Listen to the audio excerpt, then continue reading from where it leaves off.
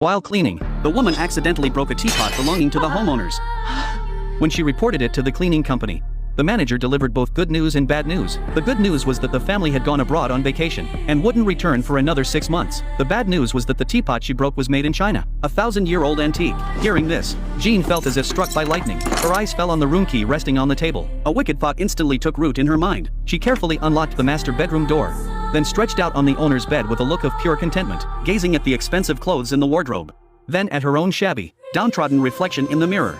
She immediately changed into those garments. She then burned her own tattered clothes to ashes, transforming herself into the mistress of this house. Jean reasoned she couldn't afford to pay for it anyway, so she might as well enjoy the wealthy lifestyle while she could. When hunger struck, she headed to the kitchen, retrieving a steak from the freezer and pairing it with a bottle of red wine. To make the villa feel more like her own home, she decisively tore down all the owner's photographs and redecorated the house to match her ideal vision. Yet this idyllic existence lasted only 2 days before it was shattered by a sudden ring at the doorbell. Jean assumed the owners had returned early and approached the door with trepidation. Upon opening it, she found only a young man asking for directions, but as they spoke, the man's girlfriend suddenly screamed. She was pregnant and about to give birth. With no other choice, Jean invited them inside. Seeing the urgent situation, she frantically assisted with the delivery. Fortunately, the baby arrived safely, holding the fragile infant in her arms.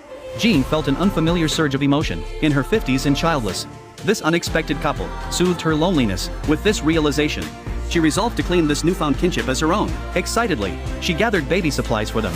Then, citing the girls' need for postpartum rest, invited them to stay longer as a family, even saying they could stay as long as they wished. Seeing this, the young man readily agreed. At dinner, Jean subtly inquired about the young man and his girlfriend's family background. She learned his name was Michael, and both he and his girlfriend Steph had been orphans since childhood. Moreover, neither had steady jobs. Hearing this, Jean was thrilled. She promptly invited them to stay long-term in the tone of a homeowner, even generously offering, "My house is your house."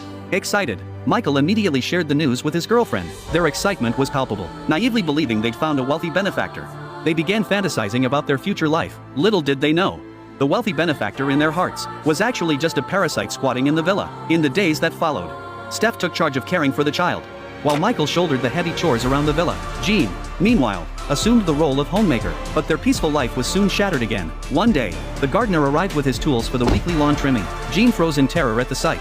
Fearing her secret occupation of the villa would be exposed, she immediately emptied her savings and handed them to the gardener, claiming she could no longer afford his services, and that he needn't return. Fortunately, the gardener didn't suspect a thing. After successfully sending him away, Jean breathed a sigh of relief. Yet this action aroused Michael's suspicion. How could a wealthy woman living in such a mansion be unable to afford even this small fee?